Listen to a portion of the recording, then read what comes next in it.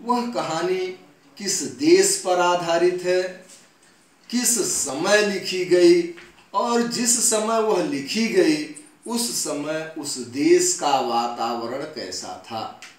यह मैं आप लोगों को एक उदाहरण देना चाहूँगा कि जैसे मुंशी प्रेमचंद हिंदी साहित्य के सबसे बड़े कथाकार माने जाते हैं। जिस समय मुंशी प्रेमचंद जी कहानियों की रचना कर रहे थे उस समय का जो वातावरण था वह हिंदुस्तान मुगलों और अंग्रेज़ों की दास्ता से अलग हुआ था। इसलिए उस समय की भाषा में उर्दू और अंग्रेजी के शब्दों की बहुलता थी। इस बात को ध्यान में रख के प्रेमचंद जी ने अपनी कहानी में उर्दू के शब्दों का बहुतायत प्रयोग किया है और उस समय का जो पहनावा था वह प्रयोग किया है। जैसे गरीबी, अत्यंत सीमित वस्त्र, मैले कुचैले वस्त्र।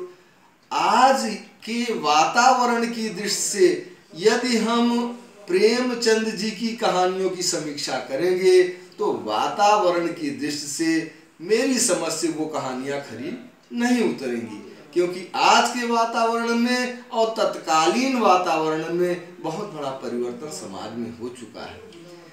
बच्चों, ये ध्यान रखना चाहिए कि समीक्षा करते समय हम अपनी भावनाओं को अभिव्यक्त करने के लिए पूरी तरीके से स्वतंत्र होते हैं।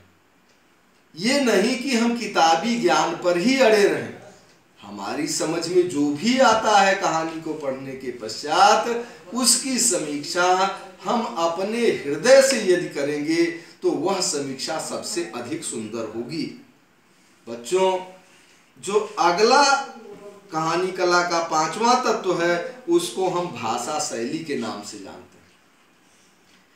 किसी भी कहानी की भाषा उस समय उस समाज में जिस तरह की भाषा बोली जा रही हो, कहानीकार कोशिश करता है कि उसी प्रकार की भाषा का प्रयोग हो। और जब प्रेमचंद जी का उदाहरण आया है तो इस क्षेत्र में भी मैं उन्हीं का उदाहरण ले लेता हूँ।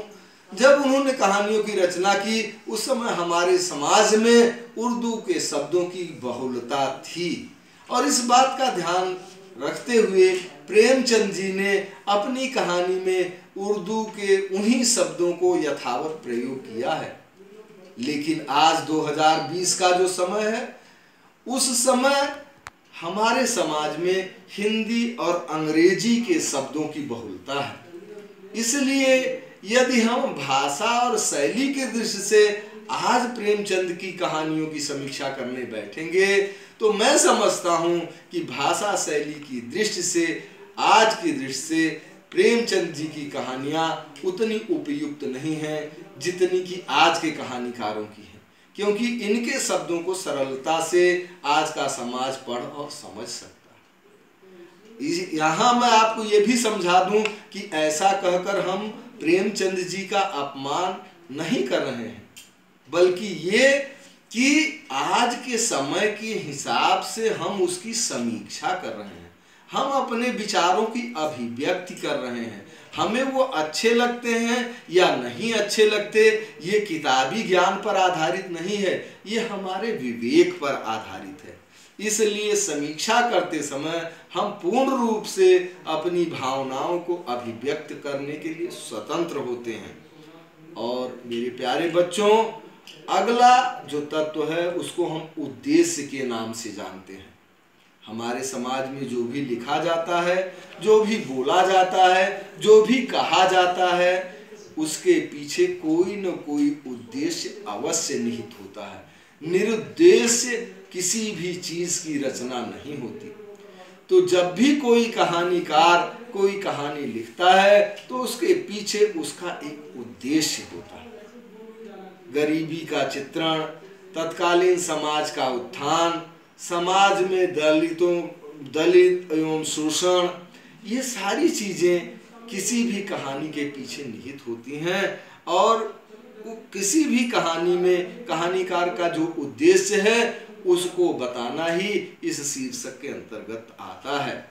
और इसके बाद हम सारे इन 6 तत्वों की जो संपूर्ण संक्षिप्त समीक्षा प्रस्तुत करते हैं उसको हम समाहार में ले लेते हैं। इस प्रकार से मेरे प्यारे बच्चों, समीक्षा अपने विचारों की अभिव्यक्ति का दूसरा नाम है। बस